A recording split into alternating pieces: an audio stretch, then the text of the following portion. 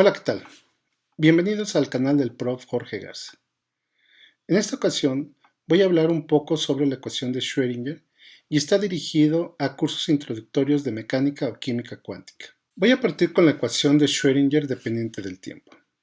Esta ecuación contiene toda la información del mundo microscópico a través de la función de onda psi. La h con barra que tenemos aquí es la constante de Planck entre 2pi. Voy a hablar un poco sobre el hamiltoniano y qué significa poder resolver esta ecuación. Bueno, pues para empezar, este operador, el operador hamiltoniano, está basado en la mecánica clásica de Hamilton. Seguramente has de saber que la mecánica clásica tiene varias formulaciones, entre ellas la formulación de Newton, de Lagrange o de Hamilton. Schrödinger hizo toda su formulación de la función de onda a través de la mecánica clásica de Hamilton. Dentro de la formulación de Hamilton, H, el hamiltoniano, en la mecánica clásica, se escribe como la energía cinética más la energía potencial. La diferencia de la mecánica clásica de Hamilton con respecto a otras formulaciones es de que tanto la energía cinética como la energía potencial está escrita dentro de un marco que se conoce como coordenadas generalizadas y momentos generalizados. Más adelante voy a tratar un caso en particular.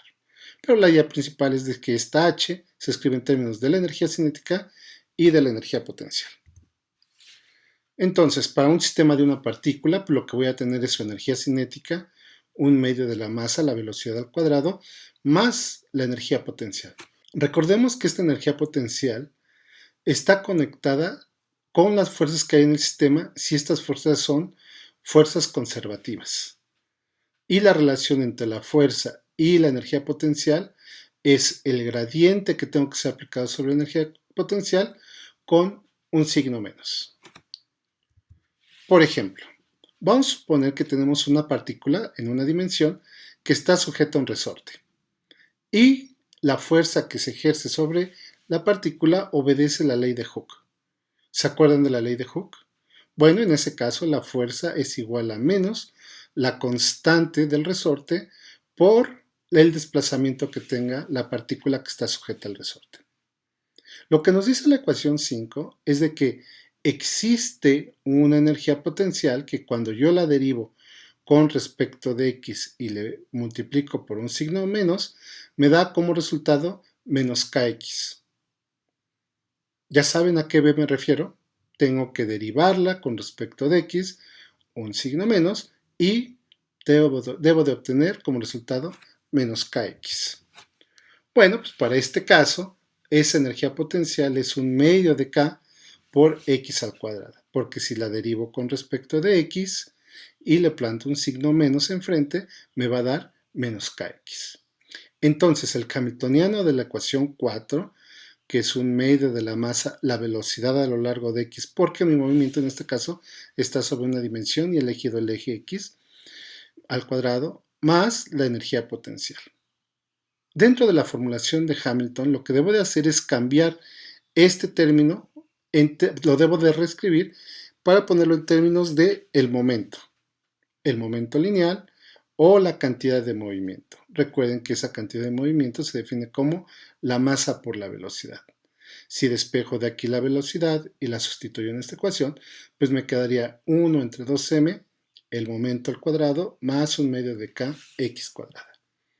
Ese es el hamiltoniano en la mecánica clásica para el oscilador armónico. Ahora conectémoslo con la ecuación de Schrödinger. Lo que hizo Schrödinger fue proponer un conjunto de reglas para poder construir su ecuación. Una de ellas es de que cada observable físico tiene asociado un operador. Piensen en algún observable. Un observable físico el cual yo pueda medir. ¿Se imaginan alguno?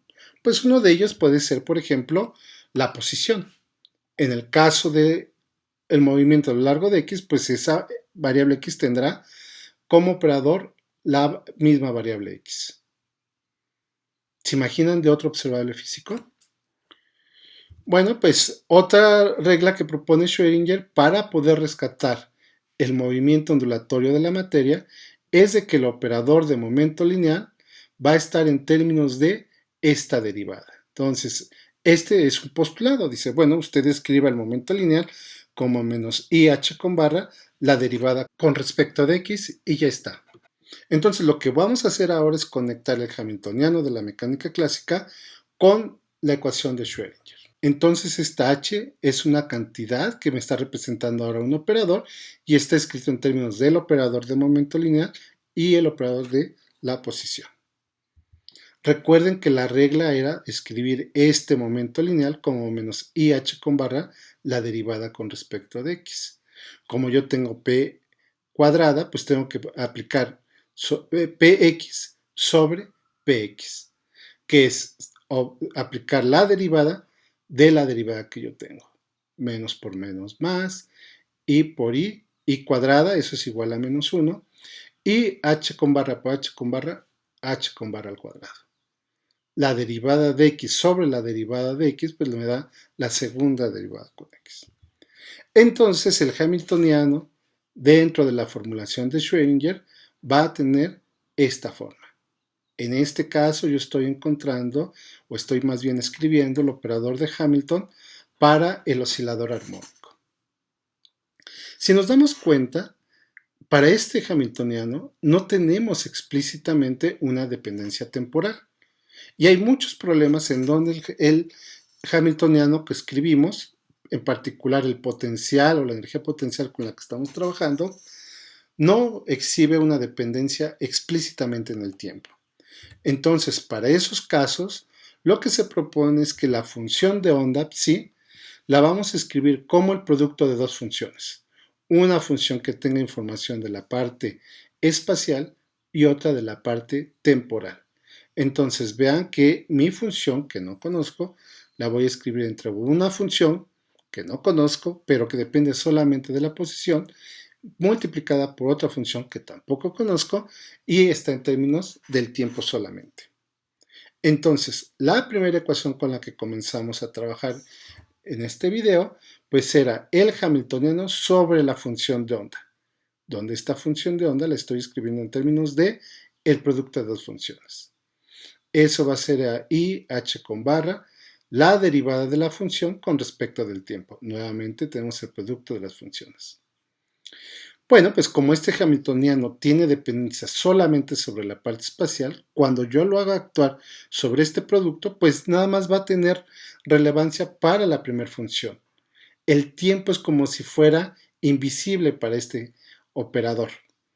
Lo mismo ocurre con la función psi minúscula. Si yo la derivo con respecto del tiempo, pues es como si fuera una constante y saldría del operador. Entonces yo lo que voy a tener es t, que ya no le estoy aplicando el hamiltoniano, y de este lado voy a tener psi minúscula. Muy bien, pues ahora lo que voy a hacer es tratar de ver qué puedo sacar con esta propuesta de escribir la función onda como un producto de funciones. Para eso lo que voy a hacer es dividir la ecuación anterior, esta ecuación, toda la voy a dividir entre la función de onda que yo tengo. La divido del lado izquierdo, lo divido del lado derecho.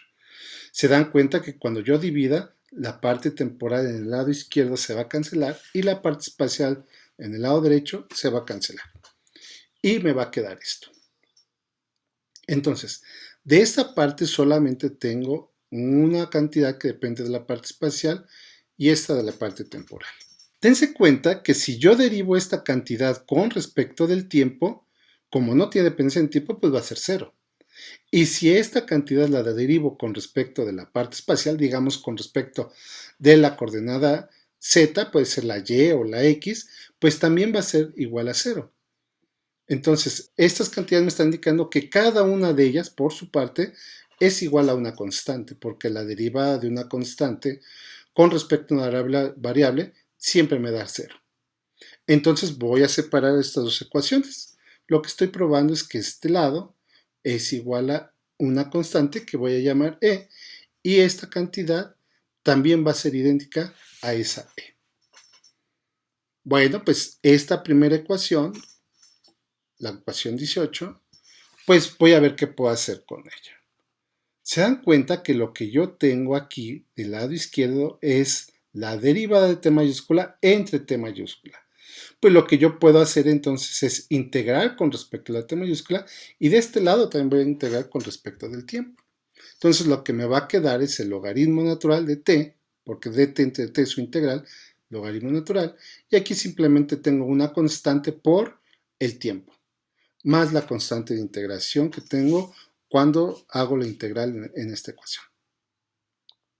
Si aplico la exponencial del lado izquierdo y el lado derecho, pues lo que voy a tener es que la función que tiene la dependencia temporal, pues va a ser simplemente a por e a la menos y la constante e, que todavía no la conozco, por el tiempo entre h con barra. Si alguien me dijera cuánto vale la e, pues ya estaría determinada cuál va a ser el comportamiento de la función de onda en la parte temporal.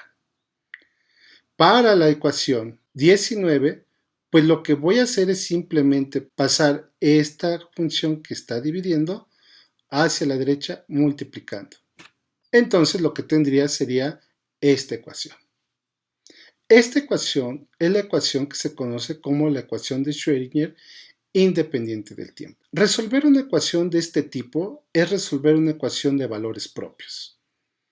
Recuerden, yo sí conozco el operador H, o en principio debo de conocerlo si me dan las fuerzas que están involucradas en el sistema, y con lo cual yo puedo construir su energía potencial, y entonces lo que debo de buscar es cuál es esa función que cuando yo le aplico el operador hamiltoniano me da la misma función multiplicado por una constante. En este caso, mi observable es la energía y su operador correspondiente a él es el hamiltoniano. Este ya tiene entonces una conexión del hamiltoniano que vimos de la mecánica clásica. Espero que esta pequeña introducción a la ecuación de Schrödinger sea de su ayuda. Nos vemos en el próximo video. Hasta luego.